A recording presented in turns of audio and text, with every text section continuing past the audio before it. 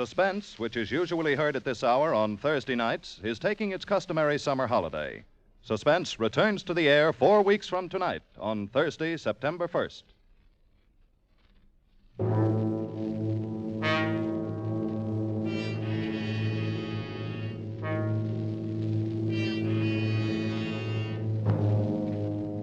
You are isolated on a remote plantation in the crawling Amazon jungle, and an immense army of ravenous ants is closing in on you, swarming in to eat you alive. A deadly black army from which there is no escape.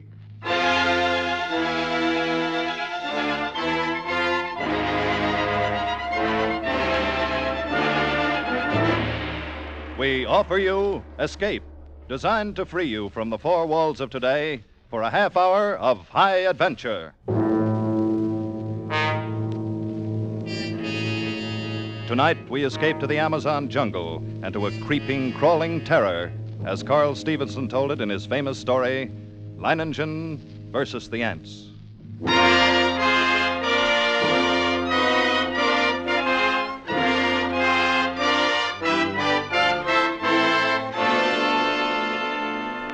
I first met Leiningen while performing my duties as district commissioner. As my boat neared his plantation landing, I saw him upon the riverbank, regarding me with mild interest. A great hulk of a man with bristling gray hair, bulky nose, and pale eyes. His entire appearance somehow suggested an aging and shabby eagle. He escorted me to the terrace and had a drink brought. I came quickly to the point of my visit and issued my warning. Leiningen puffed placidly at a huge cigar as he listened, and then said, "Exactly what are you trying to tell me?" "I'm trying to tell you that unless they alter their course, and there's no reason why they should, they'll reach your plantation in 2 days at the latest." Well, Commissioner, it was decent of you paddling all this way just to give me the tip. But Tip? You're pulling my leg, of course, when you say I've got to get out. Now look, I assure you, I'm not... Commissioner, even a herd of crocodiles couldn't drive me from this plantation of mine. Oh, you don't understand. These aren't creatures you can fight. They're an elemental force, a gigantic catastrophe. 10 miles long, 2 miles wide. Ants, nothing but ants. And each one as big as your thumb, and each of them a fiend from hell. Unless you clear out at once, there'll be nothing left of you but a skeleton, picked as clean as your own plantation will be. I'm not going to run for it, Commissioner, just because trouble's on the way. But it isn't trouble, it's... And don't think I'm the kind of fathead who tries to beat off lightning with my fists either. I've got a better weapon, Commissioner. Intelligence. With me, the brain isn't just a second appendix. I know what it's there for. Can't I make you understand the hideousness... I think it is you who do not understand. In the 3 years I've been here, I've met and defeated more than one catastrophe. Flood and drought, a plague. Events which caused many of my neighbors to flee for their lives. No, Commissioner, all my life I've lived by one motto. The human brain needs only to become fully aware of its power to conquer even the elements. Leiningen, your obstinacy is endangering not only your own life, but the lives of your 400 workers and their families. You don't know these ants. I tell you, you don't know these ants. But Leiningen merely sat there, puffing at his cigar and regarding me with a sardonic grin. And I knew it was hopeless. As I boarded my launch and cast off, I turned to look once more at this man who calmly intended to defy one of the world's greatest scourges. I felt a sudden resentment toward him, and yet, with it was something else. I had never met a man like that, and I couldn't help wondering what combination of elements made up such a creature.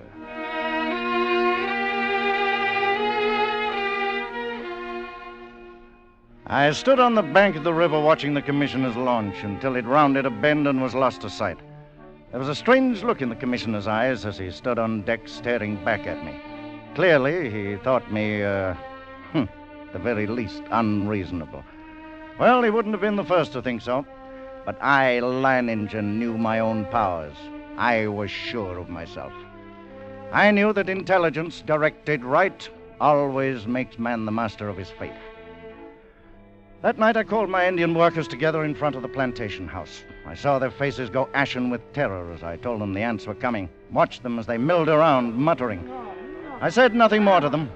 Finally, one of the men stepped forward, Blas, the foreman. Patron, we have worked hard here for these 3 years, all of us. We have built the finest plantation in this district. We all share in it. It has been a home for all of us and our families. Now the ants come. So? Those ditches we dug last year, the pipe we put in the ground, that was for the ants? That was for the ants. If we moved our families across the river, the ants could not reach them. That's right. And you? The ants are mighty. We know what they can do. All of us think that you are mighty. Yes, Patron, we will stay and fight against the ants with you. I knew the men would give me that answer. I'd counted on it. Suddenly I thought of the commissioner and wondered what he'd say at such unquestioning confidence. Would he still think I was, unreasonable? All that night, I could not get Leiningen out of my mind. One man who calmly evaluated his chances against a deadly menace, coolly decided that he could win, and was willing to stake his life on it, to risk a horrible death for it. It was terrifying, and yet it was fascinating. When dawn came, I sent for my assistant. Together we went to the huge map of the district which hung from a wall of my office. The last reported position of the ants came in last night. They were, here, about 70 miles above this fork in the river. Traveling southeast? Yes, sir. Directly toward Leiningen. Toward whom, sir? Oh, that plantation at the bend in the river. Belongs to a man named Leiningen. Oh. When would you say the ants will reach there? Why, I don't know, sir. I imagine about tomorrow noon. Tomorrow noon, huh? Still time. Still time? What do you mean, sir? Oh, nothing. Never mind.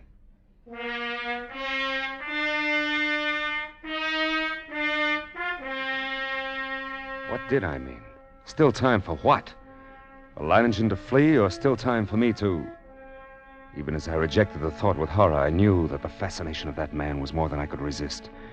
That Leiningen's fight was drawing my mind, drawing me back toward that plantation and death.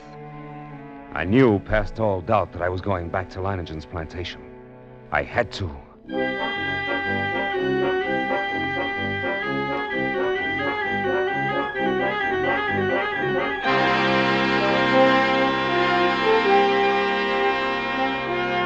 It was 10 o'clock in the morning when I rounded the bend and saw Leiningen's plantation before me. I put in at the dock and tied up the launch, and then I saw him standing on the bank above me. Arms folded, stubby cigar in his mouth, and that same sardonic grin on his face. I made my way up to him. Back for another warning, Commissioner? No? Oh, back to stay a while? Yes. Ah. You don't seem very surprised. I'm not. You expected me? I knew you'd be back. Come along, we'll get some horses. You'll want to ride around the plantation and take a look at the defenses I've rigged up. Yes. I'll want to see the defenses. And the ants. We'll be getting a glimpse of them before long, I should think. Yes, and the ants. Come along, then.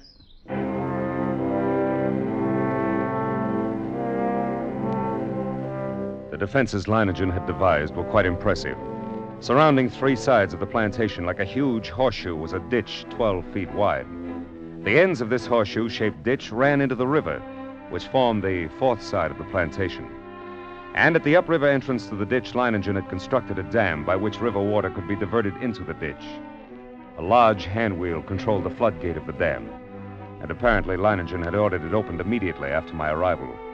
For as we now approached the ditch and rode along it, I could see that it was nearly full. Well, how do you like my first line of defense, Commissioner? Well, it's reassuring, like a moat around a castle. Unless the ants know how to build rafts, they won't reach the plantation. But this is only the outer moat. There's a better one than this. Come along. We'll go up to the high ground where the buildings are. We can get a view from there. Leiningen! Huh? I didn't see any women or children around the plantation, or any animals. That's right. Moved them across the river. Oh, and you think there is danger? Oh, not because of danger, Commissioner. A matter of efficiency. Efficiency? Cuts down the efficiency of the men if they're worried about their families. Critical situations only become crises when oxen or women get excited. I might have known. Huh? Nothing. Here we are. See the ditch? It's much smaller than the other. You've noticed how all the buildings are on this piece of high ground. This inner ditch surrounds them, and it's lined with concrete. But even filled with water, this is no barrier. It's not big enough. Why, if the ants get this far, They'll get no farther. This ditch wasn't built for water, Commissioner. See the pipes leading into it? See those storage tanks on the hill? Petrol. We can throw up a wall of flame. You care to bet they won't like that? Leiningen, look! Over at the edge of the jungle, all those animals. Running like the wind, everything from jaguars to monkeys. Good heavens. Remember, they don't have any ditches. And there's no escape. They'll be all right as long as they don't get caught between the river and the ants. They can outrun the crawlers. But if they get trapped, it's either the ants or the crocodiles. Look. Look over there on the horizon. There are your ants. Look at them.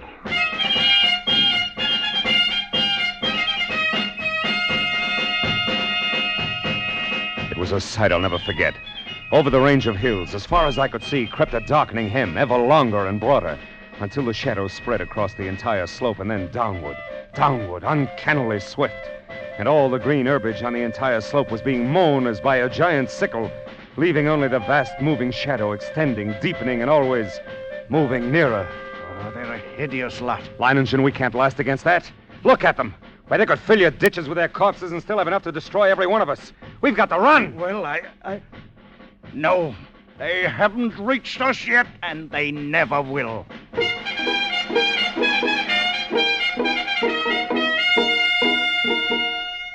The hostile army was approaching in perfect formation. No human battalions, however well drilled, could ever hope to rival the precision of that advance. Along a front that moved forward as uniformly as a straight line, the ants drew nearer and nearer to the water ditch. As they approached, two outlying wings of the army detached themselves from the main body and started marching along the sides of the ditch, no doubt expecting at some point to find a crossing. And during this hour-long flanking movement, the main army remained still. Across the scant 12 feet of ditch, I stared at them. And they stared back at me. A solid mass, every one as big as my thumb, with a reddish-black body and long legs. Suddenly, a sound so unearthly as to freeze our blood jerked our heads in the direction of the jungle on the far side of the ditch. Coming toward the ditch at a stumbling gallop was a singular being, a writhing, animal-like, blackened statue with a shapeless head and 4 quivering feet. It was a stag, covered over and over with ants. Leiningen threw up his rifle, and the stag fell lifeless to the ground, its agonies at an end. Horrified as I was, my curiosity impelled me to glance at my watch. I had to know how long the ants would take.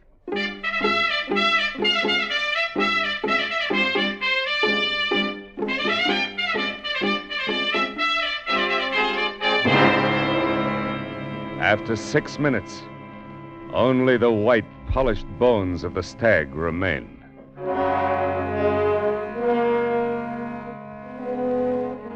Now I could see a change in Leiningen. Gone was the sporting zest of the novel contest. In its place was a cold, violent purpose to send these vermin back to the hell where they belonged. If he did not, we were both only too sure of the alternative. And now we even knew how long it would take the ants once they got to us.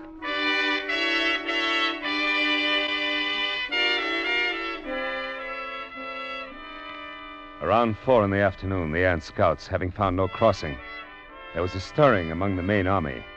And then an immense flood of ants, about 100 yards in width, commenced pouring in a glimmering black cataract down the far slope into the water-filled ditch. Thousands drowned instantly, but the rest began using the bodies as bridges. Leiningen immediately swung into action. Tanayo! Patron! Get to the dam. Open the floodgate more to get the water in the ditch moving faster. Si, senor! Oh, look at them drown by the thousands. Yes, but they keep coming. Even though the current carries many of them away, they're advancing. We'll fix them. Blas! Senor! How about those shovels and petrol sprinklers? Have you passed them out to the men? It has been done. Then get all hands here in a hurry. This looks like the spot for action. Si, patron. Commissioner. Yes? Beginning to see what I was talking about? What do you mean? About intelligence being more than a match for anything it tackles. Take the ants. They've got no intelligence. If they had, they'd have attacked along the whole length of the ditch instead of a narrow front like this. They'd have been across by now.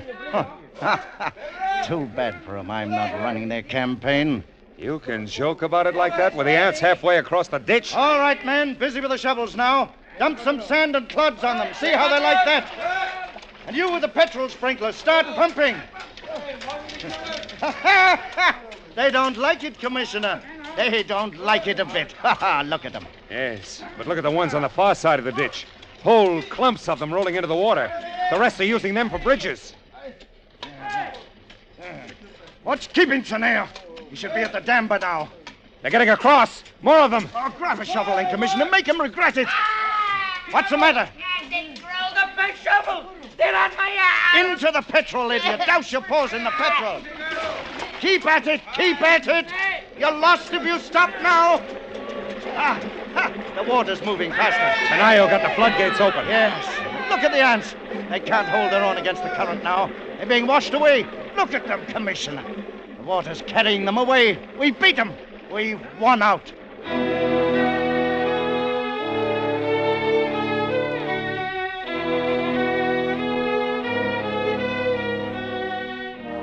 It was true.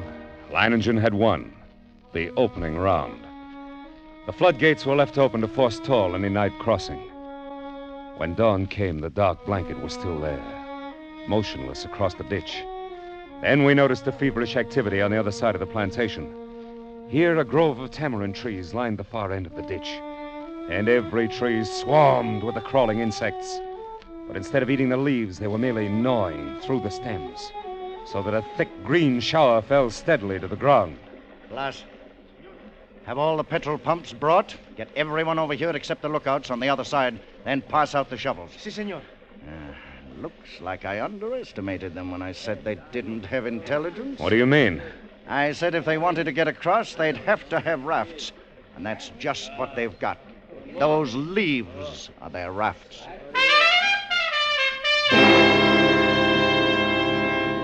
Even as he spoke, the leaves went tumbling down the far bank by the thousands. The current drew them away from the bank, and each leaf was crawling with ants. Don't worry, Commissioner. I've still got a trick up my sleeve. The water! The ditch is drying up. Of course it's drying up. That's the plan. Those are the orders I sent to the dam. Are you mad? As soon as it's empty, what's to prevent the ants from... Look, the water's way down. It's almost dry. They'll be able to come across the bottom. They'll not make it if the man at the dam carries out his orders. He should have opened the gates again by now. To flood the ants? Right. Well, what a chance to take. If anything should happen, don't you... Here it comes. Here comes the water. Now we'll give the crawlers in the ditch a good ride out into the river. There. Look at them go.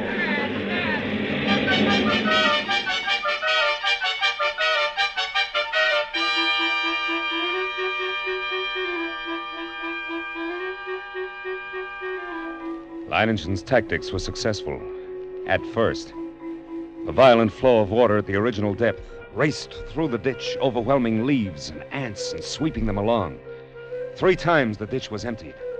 3 times the ants raced across its bottom. And 3 times the rushing water, arriving just in time, carried them away. But the 4th time, as the level dropped nearly to the bottom of the ditch, we waited in vain for the rushing waters, and then... Senor! What's the matter? What's gone wrong at the dam? The ants, senor. Just as the man at the dam lowered the water almost to the bottom, the ants attacked. Before he could open the floodgate, he was almost surrounded. He ran. The ants kept coming. They are across the ditch, senor. Leiningen stood, motionless, absorbing the news of his defeat without a word. Then, simply, he raised his pistol and fired 3 shots into the air. The prearranged signal for all men to retreat, instantly to the second line of defense. The concrete ditch is more than a mile from the point of invasion. Soon after we arrived there, the natives commenced straggling in, silently. Leiningen waited until all of them had gathered. Then he spoke to them. Well, lads, we won the first round and lost the second. But we'll smash the crawlers yet. Anyone who thinks otherwise can draw his pay and push off. There are rafts enough on the river and plenty of time still to reach them. I stay, patron. We are with you. You stay then? Ah, si, senor. Good. Thank you, lads. And you, Commissioner? I, can't persuade you to give up the fight, huh? You cannot. Then I stayed too. I knew you would. Senor, a few of the ants have reached the ditch. They're trying to get across? No. I didn't think they would. There's plenty of food over there for them. My fields, my orchards, my work of 3 years. Ought to last them until morning, anyway.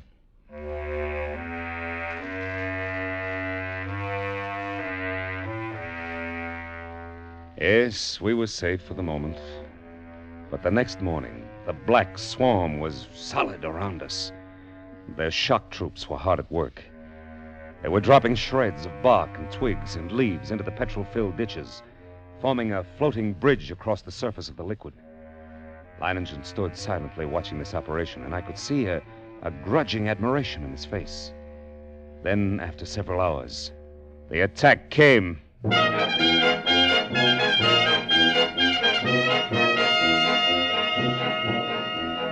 Down the ditch they poured, millions of them, and across the bridge of twigs, rapidly approached the inner side.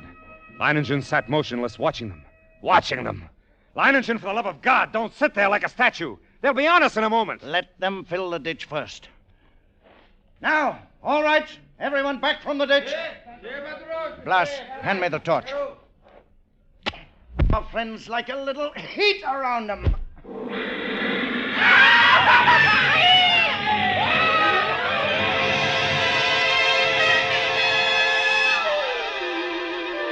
The flames from the ditch shot into the air, devouring ants by the millions. It was some time before the petrol burned down to the bed of the ditch. And when it did, the devils came back for more. Again and again, Leiningen fired the ditch to destroy them. But as they returned to the assault time after time, a slow, sickening horror crept into my mind. I looked quickly at Leiningen and then at the petrol tanks. He read my gaze, nodded slowly. That's right, Commissioner. We could hold them off forever if our supply of petrol was unlimited, but it isn't. We've only got enough to fill the ditch once more. Leiningen, isn't there a way? Any way at all? There must be. Yes, there must be a way. Yes. What is it? We'll flood the whole plantation. Flood, but how? The river's higher than any point except this high ground we're on now. If the river was dammed all the way, it'd overflow that stone breakwater and flood the whole plantation. We've got to close the floodgate at the dam. That'll do it. You're mad.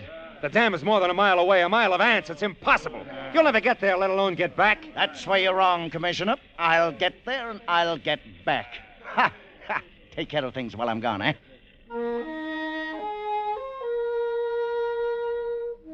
I watched him as he calmly pulled on high leather boots, drew gauntlets over his hands, and stuffed the spaces between breeches and boots, gauntlets and arms, with petrol-soaked rags. He shielded his eyes with close-fitting mosquito goggles and plugged his nostrils and ears with cotton. Then the natives drenched his clothes with petrol. Blas, who acted as doctor to the men, smeared a salve over him. And finally, Leiningen was ready.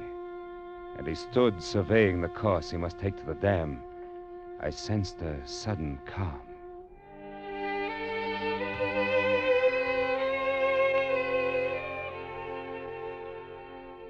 As I stood near the ditch ready for the run, I realized this was as it should be. I, Leiningen, would meet the ants and defeat them, or be defeated by them. Ha! Leiningen versus the ants. Yes, it was right that it should be like this. But now there was no more time for thought, only action. I took a deep breath, then bounded across the ditch and among the ants. I ran in long, equal strides with one thought, one sensation in my being. I must get through. I dodged all trees and shrubs. Except for the split seconds my soles touched the ground, the ants would have no opportunity to light on me. I ran on. I was halfway to the dam before I felt ants under my clothes and a few on my face. I struck at them mechanically, scarcely conscious of their bites. The dam drew toward me slowly. The distance grew less. Less. Finally, only 100 yards away. 50. Then I was there. I gripped the ant-covered wheel, but hardly had I seized it when a horde of ants flowed over my hands and arms. I strained, but slowly the wheel turned. It turned more. Floodgate was swinging slowly shut, and then it was shut. And the water was rising behind the breakwater, closer to the top. Closer. Then it was spilling over. The flooding of the plantation had begun. I let go of the wheel. Started back through the ants. For the first time I realized I was coated from head to foot with the fumes. Tongues of fire stabbed me as they bit into my flesh. I almost lost my head with the pain as I ran, knocking ants from my body, brushing them from my bloody face, and then one bit me just below the rim of my goggles. Managed to tear it away, but the agony of the bite and its venom drilled into the eye nerves. I saw now through circles of fire into a milky mist. I was almost blinded, but I knew that if I tripped and fell, I ran on, my heart pounding as if it would burst, blood roaring in my ears, a giant's fist battering my lungs. Then I could see dimly that wall of flame at the ditch. Oh, but it was too far away. I couldn't last half that distance. I stumbled. I fell. I felt myself being swarmed over, devoured. Tried to rise. A great weight. Then suddenly the vision of the half-devoured stag in my brain. 6 minutes, then nothing but bones. I couldn't let that happen to me. I couldn't die like that. To my feet. My feet. I dragged myself forward. Toward the flame. The ditch. Ring of flame. Closer now. Only a little farther. 10 steps. 8. 5.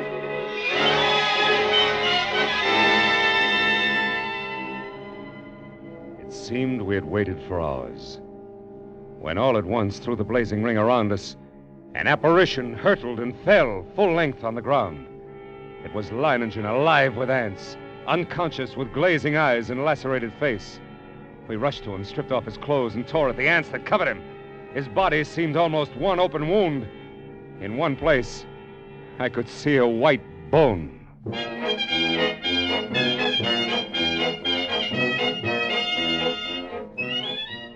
Later, as the curtain of flame lowered, I looked out where that blanket of ants had been and saw only a vast expanse of water covering the entire plantation and working its way to within a few feet of the concrete ditch.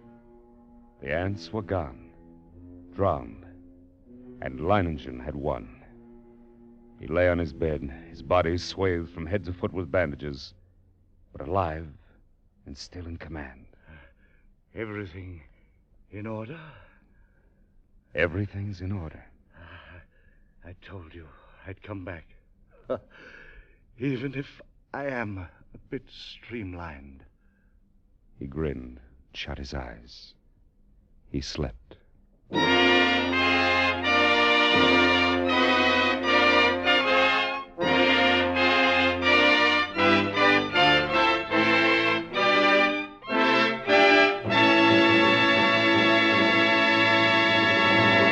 Escape was directed this week by Richard Sandville, and tonight brought you Leiningen versus the Ants by Carl Stevenson, adapted for radio by Robert Reif, with Tudor Owen as Leiningen and Gerald Moore as the Commissioner. Music conducted by Wilbur Hatch.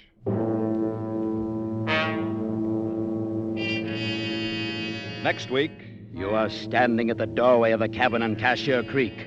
Up on the ridge, the bloodhounds have caught your scent. And between you and a fortune, between you and escape, yawn the white jaws of a deadly snake, a cottonmouth moccasin.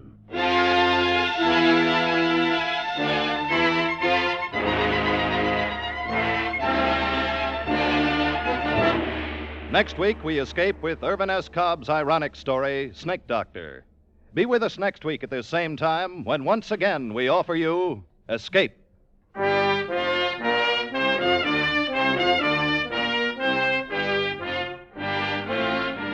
Ethelbert, Ann, and Casey will be along in a few moments with tonight's crime photographer drama entitled Sellout. All year long, Casey, crime photographer, has been one of radio's top rating shows. You're sure to enjoy the proceedings coming up over most of these same CBS stations. Tip Corning speaking. This is CBS, the Columbia Broadcasting System.